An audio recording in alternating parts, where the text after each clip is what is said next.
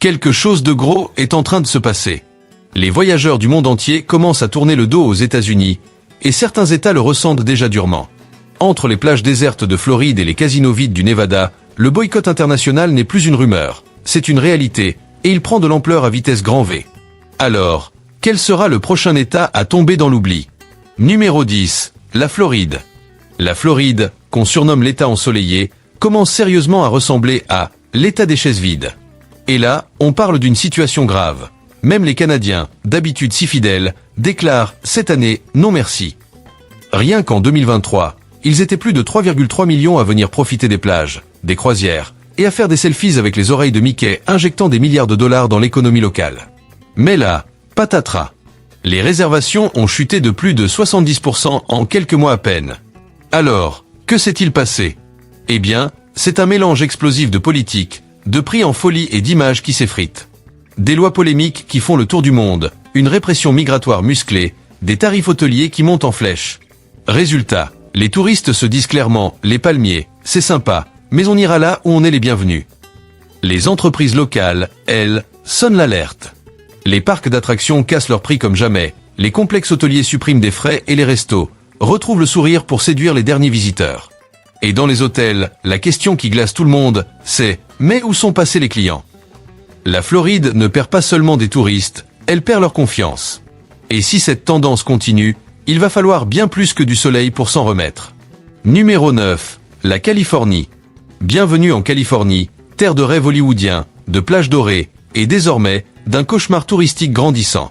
En 2025, le Golden State connaît une véritable fuite des visiteurs internationaux, notamment ceux venus du Canada ou d'Europe. Et tenez-vous bien, l'aéroport de Los Angeles a enregistré cette année une baisse de 28% des arrivées en provenance de l'étranger. Pourquoi ce désintérêt?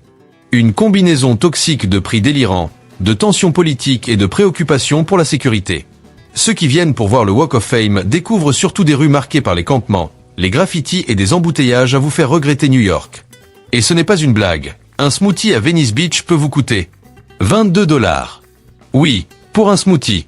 Quand on réalise qu'un voyage en Croatie ou au Portugal coûte 2 fois moins cher et offre 2 fois plus de tranquillité, la Californie perd vite son statut de star pour devenir un échec au box-office. Alors, Hollywood est-il prêt à jouer le rôle le plus difficile de son histoire? À suivre. Numéro 8, le Nevada. Las Vegas, les néons, les soirées folles, les jackpots. Ça fait rêver, non? Eh bien, plus autant qu'avant. En 2025, l'un des terrains de jeu les plus célèbres des États-Unis voit la tendance s'inverser brutalement. Les voyageurs internationaux, notamment les Canadiens et les Britanniques, fuient le Nevada plus vite qu'une main perdante au poker. Las Vegas figurait autrefois parmi les 3 destinations américaines les plus prisées par les étrangers. Aujourd'hui, les réservations pour les congrès s'effondrent, les salles de casino se vident doucement, et les prix des chambres fondent discrètement, juste pour remplir les lits. Pourquoi cette dégringolade? Entre l'inflation, des tensions diplomatiques croissantes, et ce boycott mondial qui ne fait plus dans la discrétion, le Nevada sent le vent tourner. Les machines à sous ne sont plus les seuls paris risqués en ville. Miser sur le tourisme, désormais, c'est jouer à qui tout double. Petite blague au passage. Qu'est-ce que Vegas et ton ex ont en commun? Ils te promettaient des frissons. Mais t'ont surtout vidé ton portefeuille. Et ce n'est que le début. La suite va encore plus vous surprendre. Alors pensez à j'aimer, à vous abonner, et à partager cette vidéo parce que ce qui arrive ensuite va vraiment vous retourner. Numéro 7, New York. On pourrait croire qu'une ville aussi mythique que New York ne peut pas être boudée. Après tout, entre sa skyline légendaire, Broadway, Times Square et la Statue de la Liberté, qui pourrait résister? Et pourtant, en 2025, les touristes commencent sérieusement à faire marche arrière. Ce qui était autrefois un rêve inscrit sur la liste des choses à faire absolument devient désormais un endroit que beaucoup évitent sciemment. La question que les voyageurs du monde entier se posent, c'est simple. Est-ce que ça vaut vraiment tout ce chaos? Jetons un œil aux chiffres. En 2023, New York a accueilli plus de 66 millions de visiteurs. Mais au début de 2025, le nombre de touristes internationaux a chuté de près de 25%. Et cette baisse se traduit directement en milliards de dollars de revenus touristiques envolés. Les hôtels se retrouvent avec des étages entiers inoccupés. Les comédies musicales de Broadway bradent leur place à la dernière minute. Et les restaurants haut de gamme font les yeux doux aux influenceurs pour une promo gratuite. Pourquoi? Parce que la New York de carte postale ne colle plus vraiment à la réalité. Bruit constant, sentiment d'insécurité, métro bondé, accueil parfois glacial, et des prix qui feraient passer Uric pour un bon plan. Une bouteille d'eau à Central Park à 7 $? Oui, c'est bien réel. Même les Canadiens, autrefois fidèles au shopping et au spectacle de la grosse pomme, préfèrent aller voir ailleurs. Et l'impact se fait sentir. Les boutiques de luxe de la 5e avenue enregistrent une chute des ventes, les guides touristiques voient leur emploi du temps se vider, et la ville qui ne dort jamais commence à s'inquiéter franchement. Petit clin d'œil. Qu'est-ce qui est plus rapide que le trafic new-yorkais? Les touristes qui repartent dès qu'ils voient les prix des hôtels. Et ce ne sont pas que les étrangers. Les voyageurs américains eux-mêmes se tournent vers Nashville, Charleston ou même Mexico City, où l'ambiance est tout aussi culturelle, l'accueil plus chaleureux et l'addition bien moins salée. Alors, est-ce que New York est en train de perdre sa couronne? Peut-être pas tout de suite. Mais les fissures sont là, bien visibles. Et si la tendance se poursuit, l'Empire State pourrait bientôt ressembler davantage à un État déserté. Numéro 6. Texas. Que se passe-t-il quand la terre des grands rêves, des grands chapeaux et des plus grosses techs commence à ne plus attirer les visiteurs étrangers? Eh bien, on assiste à l'un des reculs touristiques les plus surprenants de 2025. Et le choc est brutal, surtout au niveau du portefeuille. Le Texas, autrefois l'une des destinations phares du Sud, avec ses cow-boys, ses festivals de barbecue, ses start-up et son hospitalité à l'américaine, ne fait plus autant rêver. L'effervescence internationale autour de l'État a changé de ton, d'un « on y va », on est passé à « on passe notre tour ». Et les chiffres sont loin d'être tendres. En 2023, les voyageurs du Canada, du Mexique et d'Europe se pressaient au Texas, dépensant plus de 400 millions de dollars. Mais en 2025, ce chiffre s'écroule. Les réservations canadiennes ont plongé de près de 70%, et les agences européennes redirigent désormais leurs clients vers des destinations jugées plus accueillantes. Aïe. Alors, qu'est-ce qui les fait fuir? Des lois controversées, une politique migratoire de plus en plus dure, et un climat politique qui met mal à l'aise. Beaucoup de voyageurs disent ne plus se sentir les bienvenus, voire en insécurité. Et ce n'est pas seulement le tourisme de loisirs qui prend un coup. Les grands salons professionnels, événements sportifs et conférences annulent discrètement leurs arrêts au Texas, emportant avec eux des millions en revenus potentiels. Petite blague texane, qu'est-ce qui disparaît plus vite qu'un touriste? Une place de parking un vendredi soir pour un match de foot. Sauf que désormais, même les gradins commencent à se clairsemer. Les autorités locales veulent croire que ce n'est qu'un emballement médiatique. Mais pour les commerces, ce n'est pas drôle du tout. À Dallas, les hôtels lancent des offres jamais vues. À Austin, les salles de concert cherchent désespérément à programmer des artistes venus de l'étranger. Même les centres commerciaux géants de Houston voient moins de sacs de shopping passer entre leurs mains. Alors, la vraie question, est-ce que tout est vraiment plus grand au Texas? Ou bien est-ce juste l'ampleur des conséquences? Numéro 5. Michigan. Que se passe-t-il lorsqu'un État célèbre pour ses grands lacs, ses phares pittoresques et son héritage automobile se retrouve soudainement ignoré par ses voisins les plus fidèles? On assiste à un effondrement touristique qui fait transpirer jusqu'aux maires de petites villes d'habitude tranquilles. En 2025, le Michigan, autrefois une escapade de rêve pour les Canadiens le temps d'un week-end, voit ses villes frontalières se transformer en zones quasi désertes. Il y a 2 ans à peine, les voitures faisaient la queue pour passer de Windsor à Sault-Sainte-Marie. Les visiteurs venaient pour magasiner, voir des matchs, et profiter de cette fameuse hospitalité du Midwest. Mais aujourd'hui, le trafic au poste frontalier a chuté de plus de 30%, et le taux d'occupation dans les hôtels de lieux phares comme Traverse City s'est effondré. Pourquoi cette désertion? Un sentiment grandissant chez les Canadiens et certains Européens, on ne se sent plus vraiment les bienvenus. Discours politiques virulents, durcissement des contrôles frontaliers, ambiance perçue comme hostile, l'image du Michigan a pris un coup. Et ce n'est pas tout. Les prix explosent. Logements, location de voitures, même les repas simples sont devenus bien plus coûteux. Alors les voyageurs se demandent, pourquoi faire tout ce chemin, payer plus et risquer d'être mal reçu, quand on peut rester côté canadien, avec du sirop d'érable, du hockey et un bon accueil en prime? Et l'impact dépasse largement le tourisme. L'économie du Michigan dépend aussi fortement des échanges transfrontaliers. Centres commerciaux d'usines, matchs de hockey, expositions d'art. Quand les Canadiens restent chez eux, c'est toute une économie locale qui trinque. En 2023, ils avaient injecté environ 1,4 milliard de dollars dans l'État. En 2025, les analystes prévoient une perte proche de 600 millions. Ce n'est pas une baisse, c'est un crash. Allez, un peu d'humour noir. Quelle est la différence entre une ville d'été au Michigan et une maison hantée? L'une était autrefois pleine de vie, l'autre attire encore du monde. Résultat, les campagnes de pub en urgence se multiplient dans les villages. Les saisonniers perdent des heures de travail. Les croisières sur les lacs proposent des 1 acheté, 3 gratuits. Alors, Simple saison creuse ou début d'un gel durable de la part des voyageurs étrangers? La suite nous le dira. Numéro 4. Le Maine. Air pur, phare tranquille, sandwich au homard si frais qu'il pourrait encore bouger dans l'assiette. Le Maine, ce petit bijou discret du Nord-Est, a longtemps été l'un des refuges estivaux préférés des Canadiens. Mais en 2025, le vent a tourné et il souffle désormais dans l'autre sens. Il n'y a pas si longtemps, à All Orchard Beach, on entendait parler français à chaque coin de rue. Les plaques québécoises bordaient les stationnements, les hôtels en bord de mer étaient bondés, et les boutiques de souvenirs faisaient des affaires en or.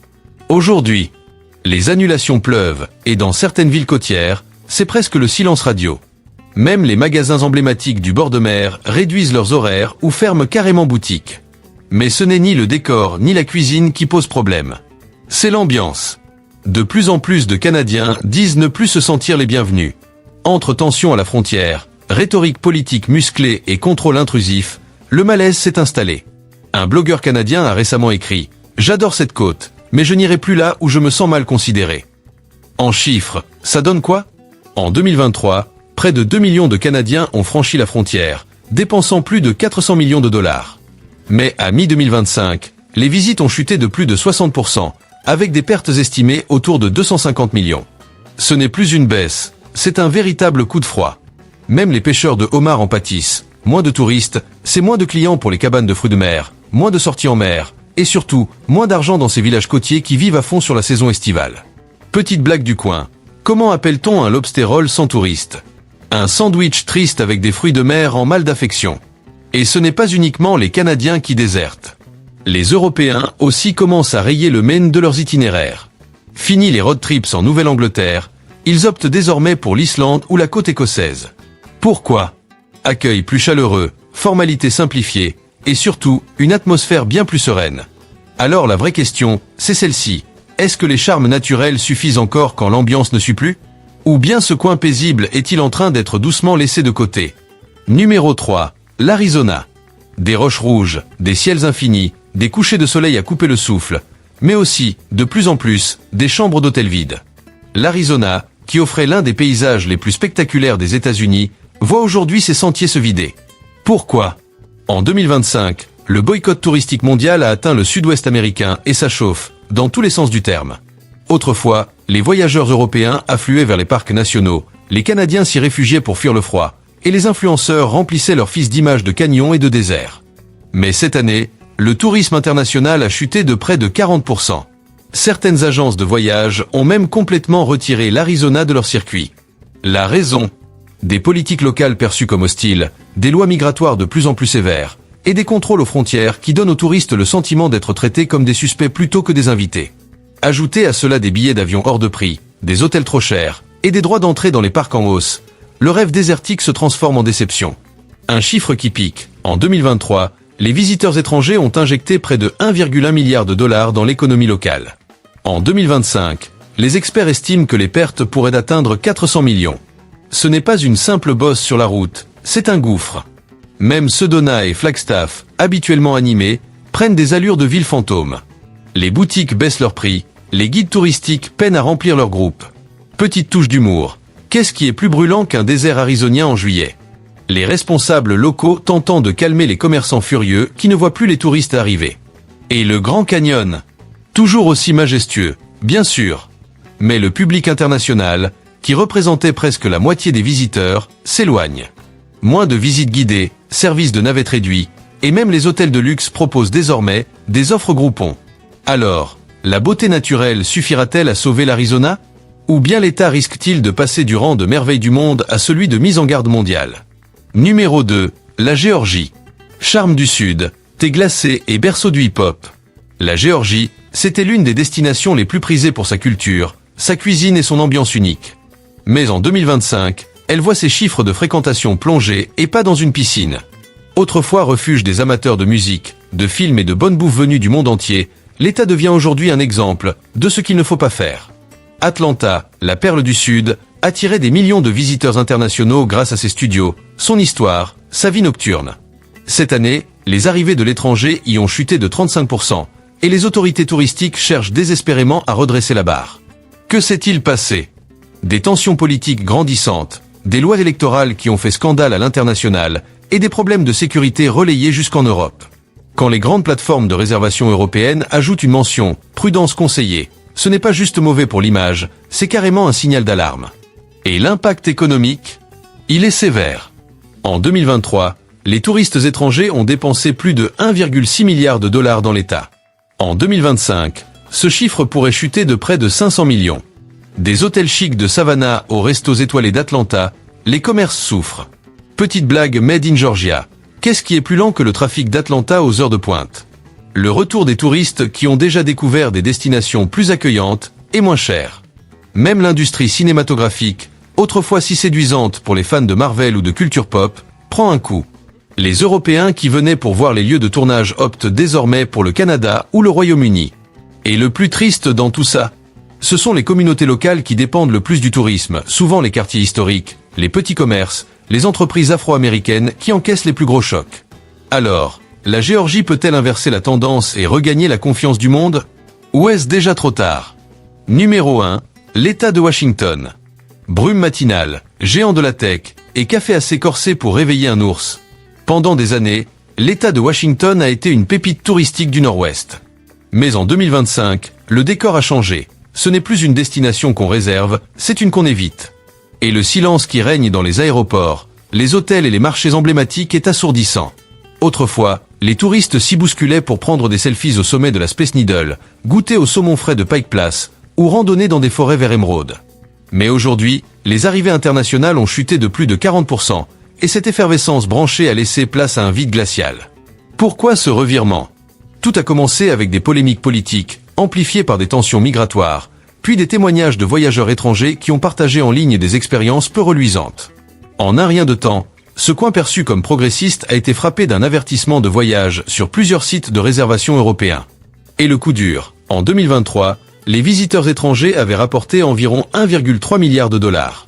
En 2025, les pertes pourraient atteindre 600 millions.